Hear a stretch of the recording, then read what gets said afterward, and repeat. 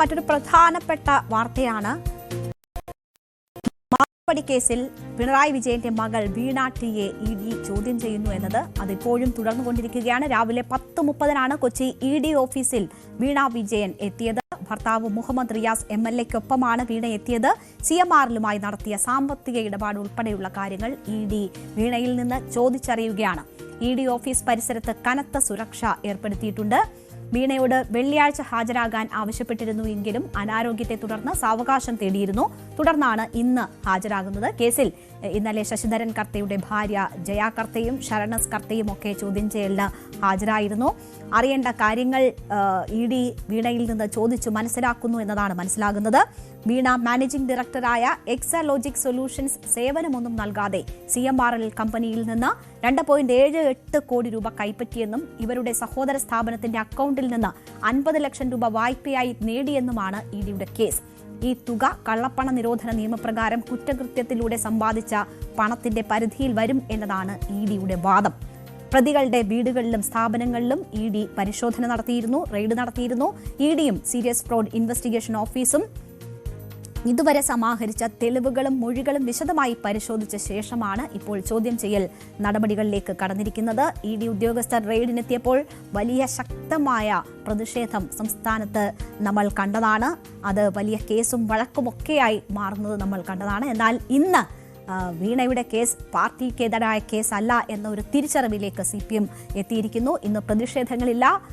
വീണ മുഹമ്മദ് റിയാസിനൊപ്പം എത്തിയാണ് 10:30 ഇഡി ഓഫീസിൽ ചോദ്യം ചെയ്യലിന് ഹാജരായിരിക്കുന്നത്.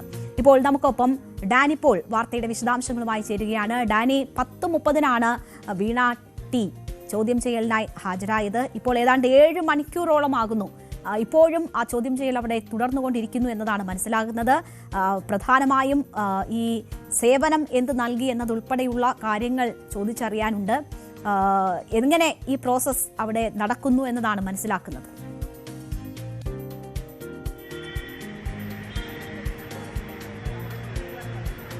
CMR കേസുമായി ബന്ധപ്പെട്ടുകൊണ്ട് പ്രധാനപ്പെട്ട ചോദ്യം ചെയ്യലാണ് ഇന്ന് നടക്കുന്നത്. വീണയെ ചോദ്യം ചെയ്യുമ്പോൾ ഇപ്പോൾ രാവിലെ 10:30 എത്തി 7 മണിക്കൂറോളം ഇവിടെ പിന്നിടുന്നു. ഹാജരായിട്ട് 7 മണിക്കൂർ പിന്നിടുകയാണ്. പ്രധാനമായും തന്നെയും നമുക്കെല്ലാം അറിയാവുന്നതുപോലെ തന്നെ ഇതിൽ ആദ്യഘട്ടത്തിൽ ഇഡിയുടെ അന്വേഷണത്തിൽ വന്നിരുന്നത് ഇതിൽ കള്ളപ്പണ ഇടപാട് നടന്നിട്ടുണ്ട് എന്നൊരു നിഗമനത്തിന്റെ പേരിലാണ് ഇഡി കേസുമായിട്ട് മുന്നോട്ട് പോകുന്നത്. അതിൽ 2.78 കോടി രൂപ ഇത്രയും പണം എന്തിന് നൽകി എന്നതിന് വ്യക്തമായൊരു ഉത്തരം നൽകാനായിട്ട് സാധിക്കാത്തൊരു സാഹചര്യത്തിലാണ് പിന്നീടുള്ള കേസും അതിന്റെ ചോദ്യം ചെയ്യൽ നടപടികളടക്കം കാര്യങ്ങളിലേക്ക് കടക്കുകയും ചെയ്യുന്നത്. ഇതിൽ SFIO രജിസ്റ്റർ ചെയ്ത കേസിലെ കുറ്റപത്രത്തിന്റെ വിശദാംശങ്ങളടക്കം ഇഡി ഇതുമായി ബന്ധപ്പെട്ടുകൊണ്ട് ശേഖരിച്ചിരുന്നു. അതും എല്ലാം തന്നെ ഈ ചോദ്യാവലി ഭാഗമാക്കിയിരുന്നു. കാരണം ഈ ചോദ്യം ചെയ്യലെല്ലാം തന്നെ നേരത്തെ ശേഖരിച്ച വസ്തുതകളുടെയും വിശകലനയുടെയും അടിസ്ഥാനത്തിലാണ് ഇഡിയുടെ ചോദ്യം ചെയ്യൽ നടക്കുന്നത്. ഇഡി ചോദ്യം നൽകുകയും അതിന് വിശദാംശങ്ങൾ എഴുതി വാങ്ങുകയുമാണ് ഇഡിയുടെ ഒരു രീതി എന്ന് പറയുന്നത്. ഏതായാലും കഴിഞ്ഞ കുറേ മണിക്കൂറുകളായി ഈ ഒരു രീതി മുന്നോട്ട് പോവുകയാണ്. സാധാരണഗതിയിൽ കഴിഞ്ഞ ദിവസങ്ങളിലെ ചോദ്യം ചെയ്യലെല്ലാം 4 മണിയോടുകൂടി അല്ലെങ്കിൽ ഈ സമയം കൊണ്ട് അവസാനിക്കുകയും ചെയ്തിരുന്നു. പക്ഷേ ഇപ്പോഴും ഇത് പൂർത്തിയായോ ഇല്ലയോ എന്ന രീതിയിലേക്ക് കൃത്യമായ ഒരു ഉത്തരമില്ല. ഇവിടെ ഇഡി ആസ്ഥാനത്ത് ഇവിടെ അന്ന് പോലീസിൻ്റെതടക്കമുള്ള ഒരു കാവൽ പുറത്ത് ഏതെങ്കിലും രീതിയിലൊരു പ്രതിഷേധം ഉണ്ടാകുമോ എന്നതെല്ലാം നോക്കിക്കൊണ്ട് പോലീസിൻ്റെതടക്കമുള്ള ഒരു ബാരിക്കേഡുകളടക്കം ഉണ്ടായിരുന്നു. എന്നാൽ തിരുവനന്തപുരത്ത് ചോദ്യം ചെയ്യാൻ വിളിച്ചപ്പോഴുണ്ടായ വിഷയങ്ങൾ, തിരുവനന്തപുരത്തെ പരിശോധനയ്ക്കെത്തിയപ്പോഴുണ്ടായ ഒരു വിഷയങ്ങൾ മുൻനിർത്തിയാണ് പോലീസിന്റെ ഭാഗത്തുനിന്ന് ഒരു കരുതലുണ്ടായത്. ഇഡിയിലും ഇന്ന് സുരക്ഷാ ഉദ്യോഗസ്ഥർ കൂടുതലാണ്. നമ്മൾ കാണുന്ന ദൃശ്യങ്ങൾ കാണുന്നത് പോലെ സുരക്ഷാ ഉദ്യോഗസ്ഥർ CRPFന്റെ ഭാഗത്തു നിന്നുള്ള CSFന്റെ ഭാഗത്തു നിന്നുള്ള സുരക്ഷാ ഉദ്യോഗസ്ഥർ കൂടുതലായിട്ട് ഇവിടെ എത്തിയിട്ടുണ്ട്. ഏതായാലും ചോദ്യം ചെയ്യൽ പുരോഗമിക്കുകയാണ്. ഈ കേസിനെ സംബന്ധിച്ചിടത്തോളം ഏറ്റവും നിർണായകമായ ഒരു ചോദ്യം ചെയ്യൽ എന്നെല്ലാം തന്നെ പറയാവുന്നത് ഇഡിയുടെ ഈ ദിവസങ്ങളിൽ ഈ നടപടികൾ തന്നെയാണ്. കാരണം കഴിഞ്ഞ ദിവസങ്ങളിൽ CMRLന്റെ ഉന്നത ഉദ്യോഗസ്ഥരെ അടക്കം ഇവിടേക്ക് വിളിച്ചു വരുത്തുകയും ഡയറക്ടർ ബോർഡ് അംഗങ്ങളെ അടക്കം ഇവിടേക്ക് എത്തുകയും ചെയ്തിട്ടുണ്ട്.